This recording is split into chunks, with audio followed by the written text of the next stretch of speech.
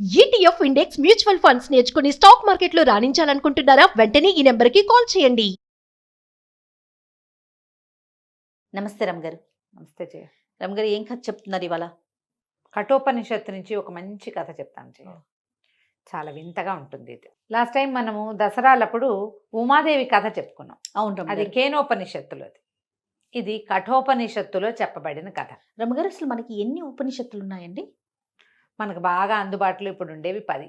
10 మంచివి అంటే బాగా ప్రముఖమైనవి, ప్రత్యేకంగా చెప్పబడేవి అవి. అసలు 100 పైన ఉన్నాయంటారు అందుబాటులో ఇప్పుడు. అంటే ఇవి అనుచానంగా రావాలి కదా పైనుంచి. మొదటంతా ఇప్పుడంతా ప్రింట్లు వచ్చినాయి. ఇది వరకు ఎట్లా వచ్చినాయి? ఉపనిషత్తు బోధల ద్వారానే వచ్చినాయి. మధ్యలో ఆ పరంపర ఆగిపోయింది అనుకో, గురువు నుంచి శిష్యుడికి రావాలి. గురువు ఏదైనా శిష్యుడు దొరక్క చెప్పకపోవటము, ఏదైనా శిష్యుడే ఏదైనా అటు ఇటు అవటము, అలా కొన్ని రాలేదు, ఎప్పుడేవో కదా ఇవి. ఈ కఠోపనిషత్తు చాలా ప్రత్యేకంగా కనిపిస్తుంది. పొందుపరిచారు రమగారు ఇవన్నీ పొందుపరచబడ్డవే. కఠోపనిషత్తులో ఈ కథ, ఈ నచికేతుడి కథ చాలా ప్రత్యేకమైంది. చిన్న కథే. ఇదొక విశేషమైన సంగతి అన్నమాట, తెలుసుకోవాల్సిన విషయం. కఠోపనిషత్తు అవకాశం ఉండి ఎవరి దగ్గరైనా చెప్పుకోగలిగిన, అర్థం చెప్పుకోగలిగిన చాలా బాగుంటుంది. నాకు గుర్తుండి సామవేదం షణ్ముఖ శర్మ గారు కూడా చెప్పినట్టున్నారు కఠోపనిషత్తు మీద. నేను టీటీడీ వాళ్ళకి చేసినప్పుడు కఠోపనిషత్తు అవల. ఓకే. అందుకని నేను దాని మీద ఇంకా బాగా ఎక్కువ చెప్పలేను అనమాట, నేను వినలేదు కాబట్టి. అదేలేండి. పూర్వం వాజశ్రవసుడు అని ఒక ఆయన ఉండేవారు. ఈయన మహాపండితుడు, గౌతమ వంశానికి చెందినవాడు. ఈయన్ని గౌతముడని పిలిచేవాళ్ళట, ఆరుని అని కూడా పిలవలేవాడు. చాలా ప్రత్యేకమైన ఇదిగానే ఉండేది. ఔద్దాలకుడు అని కూడా అనేవారట ఈయన. అయితే ఈయన చాలా అద్భుతమైన వ్యక్తిగా గుర్తింపబడి ఉన్నారు. ఆయన ఏం చేశారట, ఒకసారి విశ్వజిత్ అని ఒక యాగం చేశారు. చాలా గొప్ప యజ్ఞం. ఈ విశ్వజిత్ యాగంలో ఏంటంటే సంపదంతా దానం చేసేయాలి. ఓకే. విశేషంగా బ్రాహ్మణ్యాన్ని పిలిచారు. ఈ దానాలలో ఎన్ని ఆవులో దానం చేశారట. ఉన్నదంతా ఈయనకి గోసంపద అధికంగా ఉంది. గోదానం అన్నిటికంటే అత్యుత్తమ దానంగా చెప్తారు. అన్నదానం తర్వాత అద్భుతమైన దానం గోదానమే. స్థిరాస్తులు భూదానం కంటే, బంగారం దానం కంటే కూడా గోదానము విశేషమైనది, అమోఘమైనది. ఇప్పుడు కూడా మనం గోదానాలు చేసుకోవచ్చు.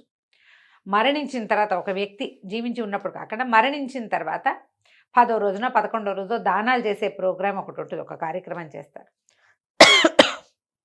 అప్పుడు అన్ని బంగారము, వస్తువు, మన గొడుగు, చెప్పులు ఇలా అన్ని దానాలు చేస్తారు. వాటిలలో విశేషమైన దశదానాలు అంటారు. 10లో విశేషమైన దానం గోదానం. ఈ ఆవుని దానం చేస్తే వైతరిణి నదిని ఈ జీవుడు సులువుగా దాటేస్తాడని, దాన్ని తోకపుచ్చుకుని దాటేస్తాడని చెప్తారు. అందుకని చాలామంది పెద్దవాళ్ళు ఏం చేస్తున్నారంటే ఇటీవల కాలంలో బాగా కనపడుతుంది. ఇది వరకు ఊరికే మనం ఏదైనా ఇళ్లలో యాగాలు, యజ్ఞాలు చేసినప్పుడు గోదానం చేసుకునేవాళ్ళు. ఇప్పుడు ఎలా కనిపిస్తుందంటే, మనం జీవించి ఉండగానే పెద్దవారు స్వయంగా తమే ఒక ఆవుని దానం చేసుకోవటం, ఆ గోదానం తాలూకు చీటీని తమ ఖాతాలో వేసుకోవటం మనం కూడా చేసుకోవచ్చు. దానికి ఏం వయసు, ఈ పెద్దవాళ్ళు అయ్యాక చేయాలి, ముసలాళ్ళు అయ్యాక చేయాలి, అలా ఏం లేదు. ఇప్పుడు మన దగ్గర గోవులు లేవు కదా రమ్మగారు? ఎందుకు లేవు? బోల్డ్ ఉన్నాయి. అంటే బయట వాళ్ళ దగ్గర తీసుకొని మనం దానం చేసుకోవటం. గోశాలలు ఉన్నాయి బోల్డ్, అక్కడ తీసుకొని ఇంకా చేయొచ్చు. గోశాలలో ఆవులు బోల్డ్ అని ఉంటాయి. ప్రతి రోజు ఒక ఆవుని మనం దత్తత తీసుకుని ఆవుకు సరిపడా ఆహారాన్ని మనమే అందిస్తాం. ఆ ఖర్చు మనం పెట్టుకోవచ్చు. అప్పుడప్పుడు వెళ్ళి గోసేవ చేసుకోవచ్చు. ఇలాంటి ప్రోగ్రాములు చేసేవాళ్ళు చాలా మంది ఉన్నారు. ఇళ్లల్లో కూడా చిన్న షెడ్ వేసి ఒక ఆవుని, దూడని పెట్టుకునే వాళ్ళు కూడా చాలా మందే కనపడుతున్నారు. గోసంపద, గోసేవ పట్ల చాలా ఆసక్తి పెరిగింది. అయితే ఏమైంది, ఈయన గోవులన్నీ దానం చేస్తున్నాడు. ఈ వాజశ్రవసుడికి ఒక కుమారుడు ఉన్నాడు, చిన్నవాడు, 10 ఏళ్లవాడు. నచికేతుడు అతని పేరు. అయితే ఈ నచికేతుడు మొత్తం యాగ కార్యక్రమంలో అంతా యాక్టివ్గా పాల్గొన్నాడు. తండ్రికి కావాల్సినవి అందించటము, వచ్చిన వాళ్ళని ఆహ్వానించటము, అలాంటి పనులన్నీ చేస్తుంటే ఈ దానాలు చేస్తున్న ఆవుల్ని చూస్తుంటే ఆవుల్లో వట్టిపోయినవి, ముసలివి, ఎందుకు పనికిరాని ఆవులు కూడా ఉన్నాయి. తండ్రి అవి కూడా దానం చేసేస్తున్నాడు. ఇప్పుడు ఒక దానం చేసామంటే ఒక వస్తువు అది వారికి మనకి పనికిరాంది, వాళ్ళకు కూడా పనికిరాంది చేయకూడదు. అంతే కదా. మనకు పనికిరాదని చేస్తే దానం కాదు అది. వాళ్ళకు కూడా పనికిరాంది చేస్తే అది అసలు పనికిరాదు, అది దోషం. అయ్యో ఇట్లాంటివి దానం చేస్తున్నాడే నా తండ్రి, ఇంత గొప్ప పాండిత్యం కలిగిన వాడు, శాస్త్ర ప్రకర్ష ఉన్నవాడు ఇట్లాంటి పని చేస్తున్నాడని చాలా బాధపడిపోతున్నాడు పిల్లాడికి. ఏం చేయాలి తెలియటాలు. మొత్తం సమస్తము దానం చేయాలి కాబట్టి అవి కూడా చేస్తున్నామని ఒక సమాధానం లభించింది.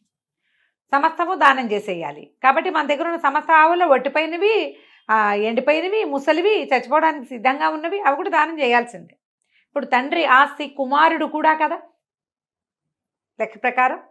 ఈ గోవులు, ఈ ధన సంపద వీటన్నిటితో భూములతో పాటుగా భూమి పుట్ర ఉన్నట్టే కొడుకు కూడా తండ్రి యొక్క ఆస్తి. ఈ పిల్లాడికి చాలా కష్టం తోచి తండ్రి దగ్గర నిలబడి, అయితే నాన్నగారు నన్ను ఎవరికి ఇస్తారండి అన్నాడు. అవతలకి వెళ్ళి ఇప్పుడు మాట్లాడలేను నేను అన్నాడు ఆయన. 3 మాటలు వెంబడబడ్డాడు. మరి నన్నెవరికి దానం చేస్తున్నావు, నన్నెవరికి దానం చేస్తున్నావు అని అడిగాడు. అబ్బాయి ఉద్దేశం ఏమిటి, తండ్రి ఒట్టిపోయిన గొడ్లు అవి దానం చేయకూడదు అనుకున్నాడు. ఆయన ఏమన్నాడు, మొత్తం ఉన్న సంపదలో అవి కూడా ఉన్నాయి కాబట్టి వాటి కూడా వాళ్ళకు ఉపయోగపడుతుందో పడదో నేను దానం చేసేయాలి కాబట్టి చేసేస్తున్నాను. అంటే నీ ఆస్తి మొత్తం నువ్వు దానం చేసేటప్పుడు నీ ఆస్తిలో నే కూడా ఉన్నా కదా, నన్ను ఎవరికి ఇస్తావు? పాయింట్ చూడు ఎంత క్లియర్గా. అడిగేసరికి అలా 2 సార్లు 3 సార్లు అడిగేసరికి ఆయన ఈ దానాల ప్రక్రియలో అలిసిపోయి హడావిడిగా హైరాన్ నిన్ను ఎముడికి ఇస్తాను లేరా అన్నాడు. అన్నాక తట్టింది ఆయన. 10 సంవత్సరాల కుమారుణ్ణి, తన కులదీపకుణ్ణి ఎముడికి ఇస్తాడు. మాట అనేసాక యజ్ఞం, హోమకుండం దాని ముందు కూర్చున్నాడు. ఇందిటిని దానం చేశాడు. ఒకసారి దానం అన్నాడా ఇక అది మంది కాదు. ఎముడికి ఇస్తాను అని ఒప్పుకున్నాక వాగ్దత్తమైన దాన్ని మానటానికి వీల్లేదు. చాలా కష్టపెట్టుకున్నాడు. అయ్యో అయ్యో ఎంత పని చేశాను, ఇంత బంగారు లాంటి కుమారుడిని పోగొట్టుకున్నానే, ఈ ఒట్టిపోయిన ఆవుల్ని వాటిని దానం చేయకుండా ఉన్నా సరిపోయేది, వీడు ప్రశ్నించి ఇంత పని చేయించాడు నాతోటని చాలా దుఃఖిస్తే పిల్లాడు అన్నాడు, కాదు నాన్న మీరు బాధపడద్దు, నేను ఎముడి దగ్గరికే వెళ్ళిపోతా అని చెప్పి అగ్నిమంత్రం చదువుతూ వెళ్ళిపోయాడు యమలోకానికి. నరకద్వారం దగ్గరికి వెళ్ళాడు. వెళ్తే యమధర్మరాజు ఊళ్ళో లేడు. పిల్లలు అక్కడున్న యమభట్లు ఆశ్చర్యపోయారు. బాలకుడు బ్రాహ్మణుడు యముడిని వెతుక్కుంటూ రావటం ఏమిటి? యముడి దగ్గరికి ఎలా రావాలి? చనిపోయాక కదా. ఇప్పుడు సశరీరంగా ఒక పిల్లవాడు జీవించి ఉన్నవాడు అడుగుతున్నాడు. ఆయన లేడన్నారు. లేడనేసరికల్లా ఆయన వచ్చేదాకా ఇక్కడే ఉంటానని 3 రోజులు నరకద్వారపు వాకిట్లో కూర్చుని ఉన్నాడు. ఆహారం లేదు, అన్నపానాదులు లేకుండా అగ్నిమంత్రాన్ని జపించుకుంటూ కూర్చున్నాడు. 3 రోజుల తర్వాత ఆయన వచ్చాడు యమధర్మరాజు. ఆయన ఆశ్చర్యపోయాడు. వాకిట్లో అగ్నిశిఖలాగా ఉన్నాడు పిల్లవాడు. మామూలుగానే ప్రకాశవంతంగా ఉన్నాడు పిల్లాడు, మంచి అద్భుతమైన లక్షణాలు కలిగిన వాడు. ఈ అగ్నిమంత్రం వల్ల ఇంకా దీప్తివంతంగా ఉన్నాడు.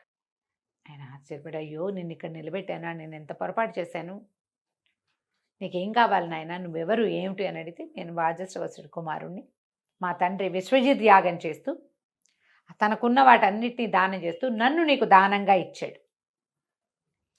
నన్ను దానం ఇచ్చిన తర్వాత నేను అక్కడ ఉండకూడదు కదా, నేను ఎక్కడ ఉండాలి? నన్ను ఎవరికి ఇచ్చాడో వాళ్ళ దగ్గరికి వచ్చేయాలి. అందుకని నీకోసం నీ దగ్గర ఉండటం కోసం వచ్చేసాను అన్నాడు. ఈయన మహా సంతోషించాడు. నీ మాటలే నాకు నచ్చినాయి, నీ ఆలోచన ఇంకా నచ్చింది, నువ్వు ఇచ్చే ప్రకారం నువ్వు ఎక్కడైనా ఉండొచ్చు, నువ్వు నాకు ఇవ్వబడిన వాడివి, నువ్వు ఎక్కడైనా ఉండొచ్చు, ఏమైనా చదువుకో, ఏమైనా చెయ్యి, నాతోనే ఉండక్కర్లా, నువ్వు ఎక్కడున్నా నాకు ఓకే. ఇంత అద్భుతమైన వాడివి, నీకు 3 వరాలు ఇస్తాను కోరుకోమంటే నన్ను దానం చేసిన నా తండ్రి చాలా దుఃఖపడుతుంటాడు, ఆయన దుఃఖాన్ని పోగొట్టు. నేను తిరిగి వెళ్ళిన తర్వాత ఆయన కోపించకూడదు నా మీద. అక్కడి నుంచి అగ్ని మంత్రం, ఇప్పుడు నేను మా నాన్న కేవలంగా అగ్ని మంత్రాన్ని ఇచ్చాడు, అగ్ని విద్యని నాకు ఉపదేశించు అని అడిగాడు. ఈ అడిగిన 3 కోరికలకి యమధర్మరాజు ప్లీజ్ అయిపోతే, నువ్వు అడిగిన వరాల వల్ల నాకు ఇంకో వరం ఇవ్వాలనిపిస్తుంది, నీకేం వరం కావాలో కోరుకోమంటే అబ్బాయి ఏం అడిగాడంటే, ఆత్మవిద్యని నాకు తెలియజేయి, బ్రహ్మ విద్య ఉపదేశం చేయమన్నాడు.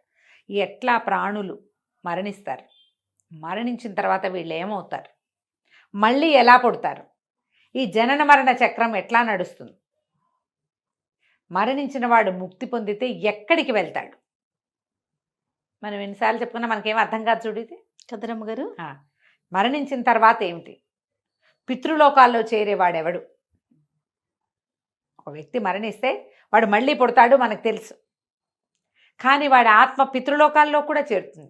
ఏది పితృలోకానికి చేరుతుంది, ఏది మళ్ళీ పుడుతుంది. దాంతోపాటు పూర్వజన్మార్జితంగా మనకి పాపము పుణ్యము సంక్రమిస్తాయి. ఎలా? వీటితో పాటు కొన్ని విద్యలు కూడా పూర్వజన్మార్జిత పుణ్యం వల్ల విద్య కూడా వస్తుంది. ఆ ఇంట్లో ఎవ్వరికి ఏమీ చదువు రాదు, ఒకడు ఐఏఎస్ అయిపోతాడు, అవును, ఒకడు సంగీతజ్ఞుడు అవుతాడు, ఒకడు నాట్యాచార్యుడు అయిపోతాడు, ఒకడు చిత్రలేఖనుడు. వాళ్ళ ఇంట్లో ఎవరికి ఏమీ రాదు, ఒకడికి మాత్రం వచ్చు. ఎట్లా జీవుడు తన జీవన క్రమంలో వదిలేసిన ఉపాసనని పట్టుకోగలుగుతాడు. ఈ జన్మలో ఏదో ఉపాసన చేశాడు, వదిలేసాం, మరణించాడు, మళ్ళీ అది వాడికి ఎట్లా వస్తుంది? ఇది బ్రహ్మ విద్య, ఆత్మ విద్య. దీన్ని ఉపదేశించమన్నాడు. మామూలు ఎంత మాట్లాడుకున్నా ఎంత చెప్పినా మహాపండితులు కూడా ఈ వ్యామోహంలో పడిపోతారు. ఈ మాయని ఛేదించటం ఎట్లా అనేదే ఆత్మవిద్య. ఇది ఇంతే. దీని తర్వాత ఏం జరుగుతుంది, దీని ముందు ఏం జరిగింది, అది ఎట్లా తెలుస్తుంది? ఎవరికో తెలుస్తుంది.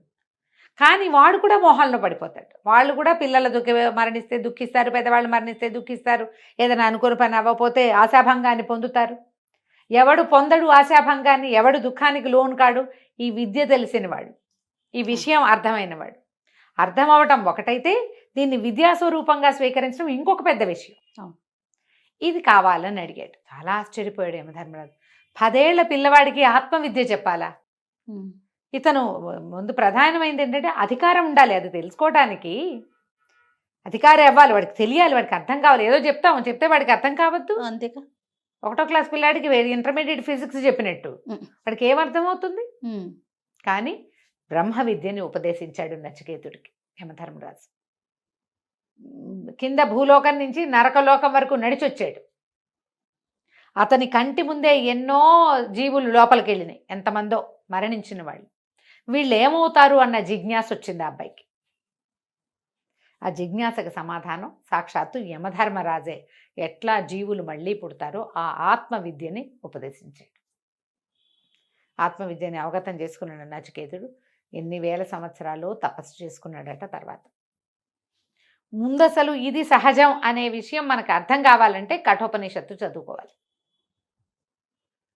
జనన మరణం అత్యంత సహజమైనది, జనన మరణాలు అనేది అర్థమవుతుంది కఠోపనిషత్తులో. దాంట్లో భాగంగానే ఈ కథ చెప్పబడింది. ఎంత చిత్రంగా ఉందో చూడు. చాలా బాగుంది. ఉపనిషత్తు కథలు చాలా విచిత్రంగా వింతగానే ఉంటాయి. ఇది చిన్న విషయమే, కానీ చూడు, ఊహకి అందని విషయం రమ్మగారు, ఊహకు అందని విషయం. నాకేదో చదువు శాస్త్రము పరిజ్ఞానము కాకుండా ఏకంగా ఆత్మవిద్యను తెలుసుకోవాలనుకోవటమే విశేషం అన్నమాట. చాలా బాగుందండి. నమస్తే. నమస్తే జయ.